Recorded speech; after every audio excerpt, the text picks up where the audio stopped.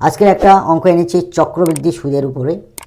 অঙ্কটা হলো 10% চক্রবৃদ্ধি হারে 30,000 টাকা কত বৎসরে সমূল চক্রবৃদ্ধি 39,930 টাকা হবে। অর্থাৎ সুদ আর আসলে মিলে হচ্ছে 39,930 টাকা। সেটা কত বৎসরে হবে?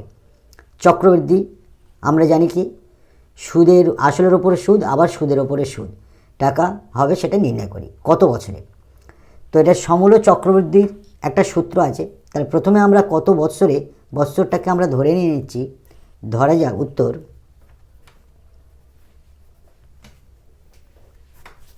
ধরি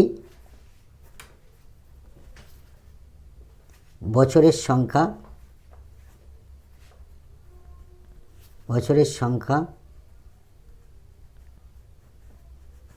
সমান এক্স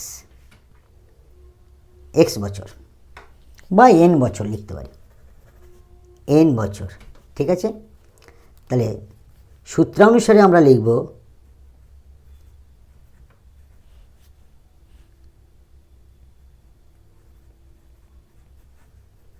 বা প্রশ্নানুসারে,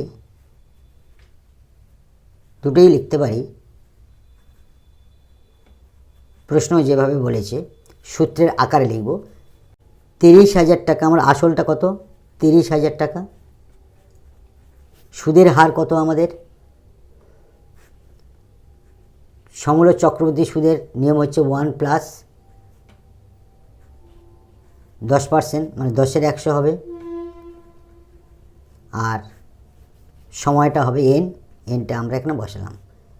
এইটা ক্যালকুলেশন করলে আমাদের এন বছর পরে 39,930 টাকা হবে। তাহলে সমান আমরা 39,930, এইটা ইকুয়েশান বের করে আমরা এনের মানটা যদি বের করতে পারি, যেটা হবে সেটাই হবে আমাদের উত্তর।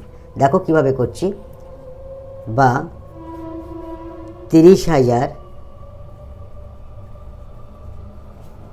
ইন্টু, এখানে কিছু নেই মানে ইন্টু, ব্র্যাকেটের মধ্যে এই শূন্য কেটে দিলাম।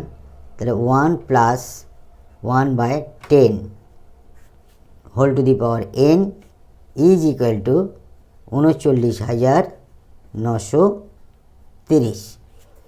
অতএব 30,000 বাম দিকে আছে গুণ, ডান দিকে চলে গেলে ভাগ হয়ে বসবে। তাহলে আমরা আরেকটা লাইন করার পরে করলে সুবিধা হবে। 30,000 টাকা ইন্টু এইটা আমরা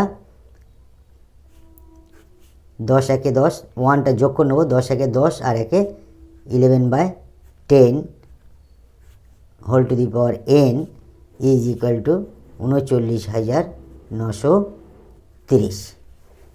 অতএব 30,000 টাকাটা এইবারে আমরা ডান দিকে ওপার করে দেবো। তাহলে আমাদের এপারে থাকছে 11/10 whole to the power n, আর এইটা ওপারে চলে গেলে নিচে বসে যাবে। উপরে থাকবে আমাদের 39,930 টাকা, আর নিচে চলে এলো 30,000 টাকা। দেখো 30,000-এর উপরে 39,930-এর একটা শূন্য কেটে গেল, নিচে 30,000-এর একটা শূন্য কেটে গেল। পরের লাইনে আমরা লিখছি 11/10 n whole to the power n is equal to, দেখো 3 দ্বারা আমরা আবার কাটবো। 3 দ্বারা কাটলে কী হয়? 3 একে 3, 1 2 3। 3 দ্বারা এটাকে কাটলে কী হবে? 3 একে 3, 3 3 কে 9, 3 3 কে 9, 3 একে 3। উপরে হচ্ছে 1 3 3 1, আর নিচে হচ্ছে 1000।